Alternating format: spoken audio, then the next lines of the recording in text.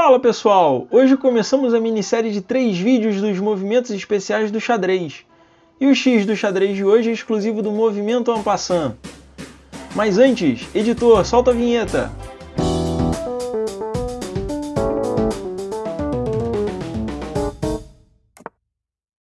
Pessoal, antes de começarmos, peço seu like e a sua inscrição no nosso canal para nos ajudar com a relevância e a produção dos vídeos.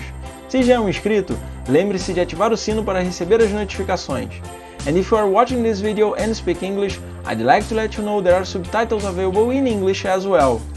Vamos lá! Como falamos no vídeo do peão, os peões participam de 2 movimentos especiais, a promoção ou coroação e o en passant. O movimento en passant é uma captura que é realizada somente entre peões. E nada melhor para entender do que com exemplos, não é mesmo? Primeiro vamos analisá-lo do lado das brancas. Temos um peão em F5 e as negras possuem os peões G7, F7, G7 e H7, todos nas suas casas iniciais. Caso as negras joguem o seu peão de F7 para F6 ou o seu peão de H7 para H6, não poderemos realizar nenhuma captura com o nosso peão de F5.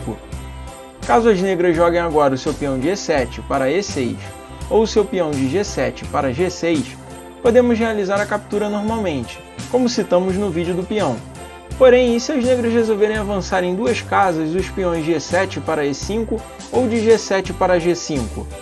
Num primeiro momento perceberemos que eles fugiram do nosso peão de F5, mas é exatamente nesse tipo de situação que podemos realizar o en passant, fazendo a captura de passagem, pois um peão passou pela casa de E6 e o outro pela casa de G6, que são casas atacadas pelo nosso peão. Sendo assim, caso o peão de E7 vá para E5, poderemos fazer com que o peão de F tome em E6. Sim, a tomada segue sendo sempre em diagonal para frente.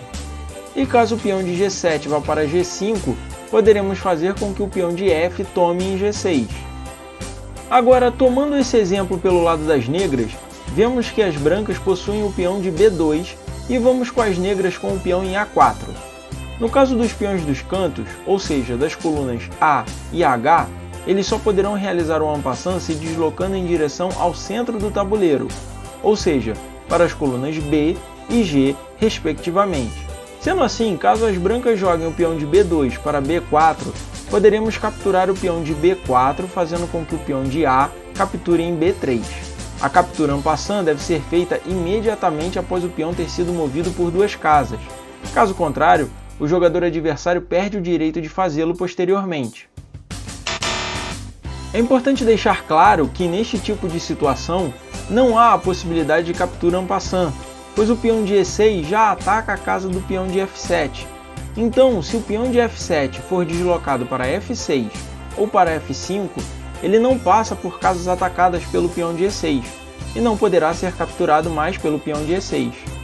Mas será que a captura en passant sempre foi assim? É melhor voltarmos no tempo. Retratos da história. Como no chaturanga e no chatrangue não existia a possibilidade de mover os peões 2 casas, então não existia o movimento en passant, que é próprio do xadrez moderno. Acredita-se que a captura en passant tenha surgido no século XV, junto com a possibilidade do avanço dos peões em 2 casas.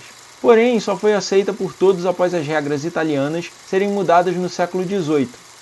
Quanto ao nome, a expressão en passant é utilizada por todos no mundo do xadrez e significa de passagem, em francês, deixando claro que essa captura foca na transição rápida dos peões pelas casas iniciais. Também mencionamos que esse movimento é a única ocasião no xadrez na qual a peça que captura não é movida para a casa ocupada pela peça capturada, e que, como qualquer outro movimento, se a captura en passant é o único movimento disponível, ela deve ser feita.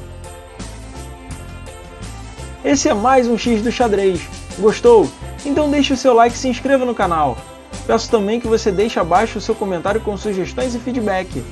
E você já viu o nosso vídeo sobre o peão? Então clique nesse card aqui e dê uma conferida. Tchau!